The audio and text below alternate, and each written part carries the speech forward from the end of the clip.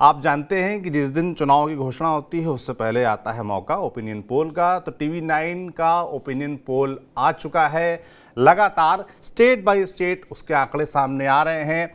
अगर हम शुरुआत करें तो सबसे बड़ा प्रदेश उत्तर प्रदेश है, जहां से 80 लोकसभा सीटें आती हैं। उसका ओपिनियन पोल TV9 का ओपिनियन पोल सामने आ गया है, जिसमें बीजेपी के खाते में 73 सीटें बताई जा रही हैं। TV9 ओपिनियन पोल के हिसाब से यूपी में एनडीए के खाते में 73 सीटें और इंडिया गठबंधन के खाते में 7 सीटें जाती दिखाई जा रही हैं। यानी कि बहुजन समाज पार्टी का खाता नहीं खुलेगा इस बार। जबकि पिछली बार के आंकड़ों की बात करें तो साफ तौर पर बहुजन समाज पार्टी को 10 सीटें मिली थी, क्योंकि तब समाजवादी पार्टी और बहुजन समाज पार्टी का गठबंधन था, जिसमें 10 सीटें मिली थी बसपा को। बीजेपी के खाते में 62 सीटें आई थी, समाजवादी पार्टी के खाते में 5 सीटें आई थी, अपना दल के खाते में 2 सीटें और कांग्रेस के खाते में 1 सीटें। इस बार जो आंकड़ा TV9 के सर्वे में सामने आया है उसके मुताबिक एनडीए के खाते में 73, यानी कि बीजेपी के खाते में 70 सीटें रहेंगी, आरएलडी के खाते में 2 सीटें रहेंगी, जो नया गठबंधन हुआ आरएलडी के साथ उनके खाते में 2 और अपना दल के खाते में 1 सीट बताई जा रही है। वहीं इंडिया गठबंधन की बात करें तो कांग्रेस का खाता खुलेगा, मगर सिर्फ 1 सीट जीतेंगे। यानी कि जो 2 प्रमुख सीटें मानी जाती हैं उत्तर प्रदेश में, रायबरेली और अमेठी, उसमें से भी 1 सीट उनको गंवानी पड़ रही है। समाजवादी पार्टी के खाते में 6 सीटें जाती बताई जा रही हैं TV9 भारतवर्ष के ओपिनियन पोल में। आपको फिर से बता दूं, ये ओपिनियन पोल है। बाकी जो आंकड़े होंगे, जो असली आंकड़े होंगे, वो तो जब 8 तारीखों की घोषणा होंगी उसके बाद रिजल्ट्स आएंगे, उसमें पता चलेगा। तो ओपिनियन पोल के हिसाब से उत्तर प्रदेश में 80 में 73 एनडीए के खाते में, एनडीए के खाते में 7 सीटें। इस पर और बातचीत करने के लिए हमारे साथी पुष्कर जी हमारे साथ बैठे हुए हैं स्टूडियो में। उत्तर प्रदेश के रहने वाले हैं, उत्तर प्रदेश के अच्छे खासे जानकार हैं। तो पहली टिप्पणी तो मैं आपकी चाहूँगा इस जो ओपिनियन पोल है उसके बारे में, पुष्कर जी। देखिए, जो आंकड़े आपने बताए हैं उसको अगर सौरभ थोड़ा सा ध्यान दें तो लग रहा है कि बीजेपी 2014 को रिपीट करने जा रही है। जी, ठीक कह रहे हैं। 2014 का जो रिपीटिशन है वो दिखाई दे रहा है। उसमें भी बसपा 0 थी, बिल्कुल। और 2019 में जो आप 10 सीटें बताए वो सपा और बसपा का और आरएलडी का गठबंधन था। बिल्कुल। और अब की आरएलडी 19 से छिटक के एनडीए में है। और जो आप जो सीटें बताए हैं वो मेरा कमोबेश मानना है कि ओपिनियन जो आई है, अब ये तो जनता जब वोट डालने जाएगी उसमें क्या होता है, लेकिन अभी तो जो अगर पहला रिएक्शन ये है कि 2014 रिपीट होने जा रहा है। बिल्कुल सही आकलन है आपका।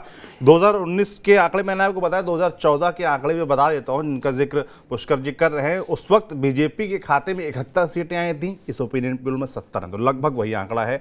समाजवादी पार्टी के खाते में 5 सीटें आई थी, इस बार 6 बताई जा रही ओपिनियन पोल में हमारे। कांग्रेस के खाते में 2 सीटें थी, 1 सीट बताई जा रही है। और अपना दल के खाते में 2014 में 2 सीटें आई थी, इस बार भी 1 सीट बताई जा रही है। तो इस हिसाब से आप देखिए तो 73 और 7, मतलब 73 एनडीए और 7 जो गठबंधन था उस समय, तो वही सेम एकदम आंकड़ा अब देखिए, इस ओपिनियन पोल को अगर थोड़ा बाल की खाल की तरीके से निकालें जी, तो आप ये सोचिए कि 74 सीटें बीजेपी लड़ेगी। 74 बीजेपी लड़ेगी, 70 के करीब आप आंकड़ा बता रहे हैं बीजेपी को एनडीए में मिल रही जी, और 2 ले जा रहे हैं ये अपना दल वाले, 72 हो गई। अब जो 2 बच रही हैं, क्या जयंत की बागपत और दूसरी सीट बिजनौर फंस रही है, या बहुत बोलने वाले सुभाषपा के ओम प्रकाश राजभर की घोसी फंसेगी? बिल्कुल, ये बिल्कुल सही बात आपने पकड़ी है, क्योंकि हम लोग सीट बाय सीट हमारे चैनल ने दिखाया है। तो इसमें सहयोगी दल ये एडवांटेज मत ले कि बीजेपी के साथ है तो हम जीत हमारी भी 100% निश्चित है। पर जो हमारा सर्वे है TV9 का, उसके मुताबिक आरएलडी अपनी दोनों सीटें जीत रही है। आरएलडी के खाते में 2 हैं, अपना दल के खाते में 1 है, और बीजेपी के खाते में 70 है। यानी कि जो आप कह रहे थे कि उनका खाता नहीं खुलेगा, फिर जो 1 सीट दी गई है राजभर साहब को, घोसी की सीट अपने बेटे को, फिर नहीं, इस बेटे के लिए अभी जब चर्चा आगे बढ़ेगी तो हम बताएंगे।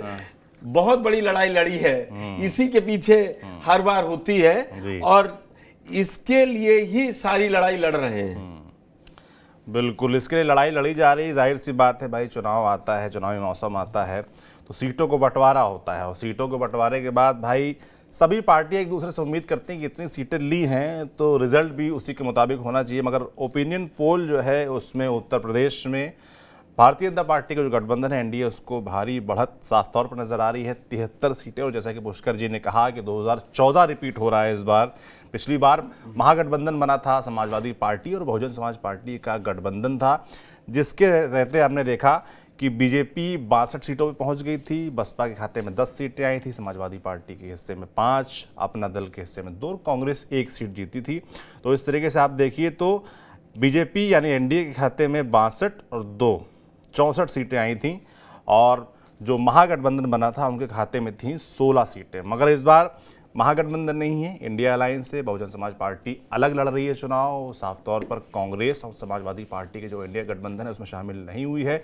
तो उसका असर, क्योंकि देखिए जो चुनावी नतीजे आते हैं उसका जो क्षेत्रीय मैथमेटिकल जातिगत गणित होती है, पॉपुलेशन होती है, वोट परसेंटेज होता है, उसका बड़ा असर पड़ता है। और हर पार्टी के पास अपना एक बेस वोट बैंक होता है। बहुजन समाज पार्टी के पास भी जाहिर सी बात है अपना उनको बेस वोट बैंक है दलित समाज का।